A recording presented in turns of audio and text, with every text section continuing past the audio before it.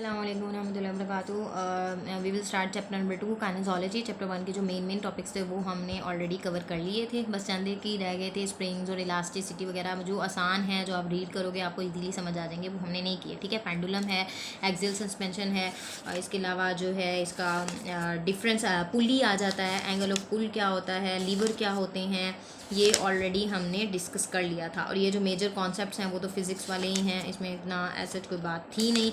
सही हो गया। फिक्सेशन स्टेबलाइजेशन का क्या डिफरेंस है ये भी हमने देख लिया था। इक्विलिब्रियम को भी हमने बहुत डिटेल में देख लिया था। चैप्टर 2 के ना हम 3 टॉपिक्स करेंगे और वो हैं जी टाइप्स ऑफ मसल वर्क, दूसरा है ग्रुप एक्शन ऑफ मसल और तीसरा है nervous control of the movement. ये जो बाकी हैं टाइमिंग इन मूवमेंट है वो ऑलरेडी हमने डिस्कस कर लिया था। बाकी इतने आसान से हैं, कुछ ज़्यादा छेड़ने की ज़रूरत नहीं है, आप उसको करोगे तो समझ में आ जाएगी। मोटर यूनिट को अलबत्ता मैं यहाँ पे हम पढ़ लेंगे। ठीक है, टाइप्स ऑफ मसल वर्क का ना यहाँ पे भी इस चैप्टर में भी टॉपिक है, लेकिन ये बहुत छोटा सा है, इतना सा है। और यही सेम टॉपिक जो है वो चैप्टर नंबर इसमें भी है, 169 पेज पे है, मसल स्ट्रेंथ। तो हम डायरेक्ट इसी चैप्टर से ही पढ़ लेते हैं। यहाँ पे जो है ना ये डिटेल है, तो हम इसी चैप्टर से ही पढ़ लेते हैं। टाइप्स ऑफ मसल वर्क उधर भी है और इधर भी है, लेकिन वहाँ पे बहुत शॉर्ट है, तो हम एक साथ यहीं से पढ़ेंगे। तो मसल वर्क किस तरह से होता है यहाँ पे हम पढ़ेंगे चार तरह के पढ़ेंगे कि कौन कौन से होते हैं। आइसोटोनिक, आइसोमेट्रिक, कंसेंट्रिक, एक्सेंट्रिक, और फिर उसके बाद हम पढ़ेंगे स्टैटिक। ठीक है, तो सबसे पहले हम बात करते हैं किसके बारे में, आइसोटोनिक के बारे में। आइसोटोनिक कंट्रैक्शन किस तरह से होती है। आइसोटोनिक में वो कंट्रैक्शन है जिसमें मसल की लेंथ भी चेंज होगी, उसकी जो इंट्रामस्कुलर टेंशन है वो भी चेंज होगी। ठीक है, जो टेंशन है, जो उसकी टोन है वो भी बदले, मसल की लेंथ भी बदले, तो उसको हम कहते हैं आइसोटोनिक कंट्रैक्शन। लेकिन आइसोमेट्रिक में मीट्रिक मेजरमेंट्स जो हैं, जो लेंथ है वो सेम रहेगी, लेकिन जो उसकी टेंशन है वो बढ़ेगी। ठीक है, इसको हम आगे डिटेल में पढ़ेंगे। मेन अभी जो इसकी टर्म्स की डेफिनेशन है ना वो आप देख लें अच्छी तरह से। ठीक है, आइसोटोनिक क्या है वो यहाँ तक है कि जिसमें इंट्रामस्कुलर टेंशन भी क्या हो रही है, इंक्रीज हो रही है, change in length of the muscle भी हो रही है। ठीक, और उसके बाद है इंट्रामस्कुलर टेंशन इंक्रीज हो रही है विदाउट चेंज इन लेंथ, तो उसको हम कह रहे हैं आइसोमेट्रिक।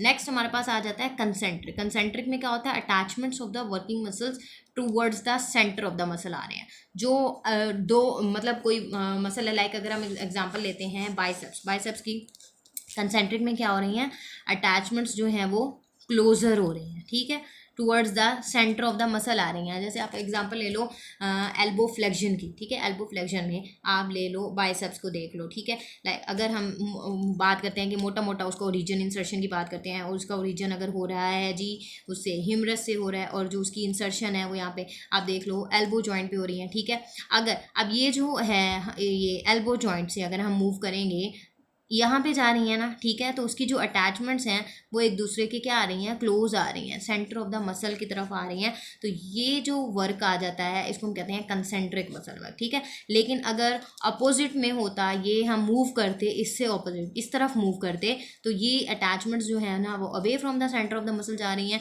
तो उसको हम कहते हैं एक्सेंट्रिक मसल वर्क। ठीक है, एक्सेंट्रिक में क्या हो रहा है कि attachments are drawn away from the centre of the muscle. इसके लिए आपने एग्जांपल वही देख लेनी है, एल्बो फ्लेक्शन की और एल्बो एक्सटेंशन की।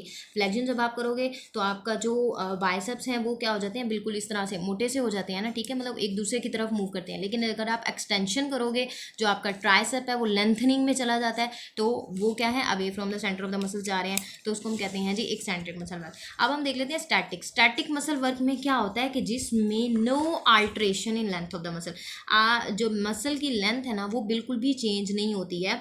अच्छा, और ये स्टैटिक मसल वर्क किसमें होता है, which works to stabilise the joint. जिस तरह से अगर आप एग्जांपल लो, हम उसमें पॉस्चरल मसल्स जो हैं, पॉस्चरल मसल्स कह लो, या जिसको हम एंटी ग्रेविटी मसल्स कह रहे होते हैं, स्टैंडिंग पोजीशन में आपकी ये जो लेग्स के जो मसल्स हैं, गैस्ट्रोनीमियस, सोलियस, ठीक है, ये अब क्या होते हैं, हमारे पास एंटी ग्रेविटी मसल्स हैं। अब वो ऑल टाइम कॉन्ट्रैक्शन में हैं, उनके अंदर टोन है, ठीक है, लेकिन उनकी लेंथ तो चेंज नहीं हो रही है ना। और वो क्या उन्होंने किया हुआ है, जॉइंट्स को उन्होंने स्टेबलाइज किया हुआ है। फर्ज कर लो ये हमारा जो है वो नी जॉइंट है, ठीक है, और नीचे ये जो है वो एंकल है।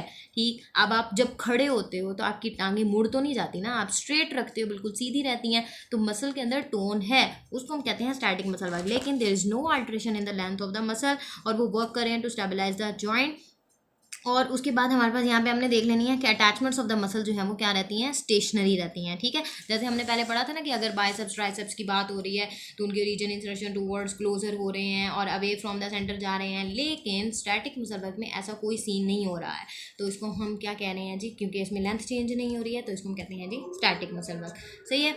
अच्छा, अब उसके बाद हमने देखना है आइसोटोनिक मसल वर्क क्या होता है।